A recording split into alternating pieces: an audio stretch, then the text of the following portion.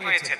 এই এক মাসের মধ্যে প্রকল্প অনুযায়ী কি কি কাজ করেছে, সামনে কি কি কাজ আসবে, টিআর কামিকা কিভাবে বন্টন হবে, সমস্ত একটা থিম তিনি জনগণের সামনে তুলে ধরেছেন। অর্থাৎ জনগণকে ধোঁয়াশার মধ্যেই রাখেন।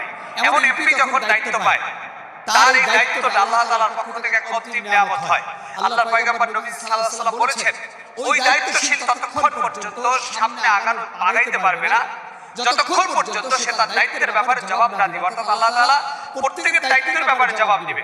আল্লাহ তাআলা কোরআন শরীফে বলেছেন, ফামান ইয়ামাল মিসকালা যাররাতিন খায়রান ইয়ারা ওয়া মান ইয়ামাল মিসকালা যাররাতিন শাররান ইয়ারা। আল্লাহ তাআলা বলছেন, তুমি যদি একটা ছোট্ট কাজ করো, একটা ছোট্ট ভালো কাজ করো, সেই কাজটাও তোমার আমলনামায় আসবে। আবার ছোট্ট একটি খারাপ কাজ করো, তাও তোমার আমলনামায় আসবে।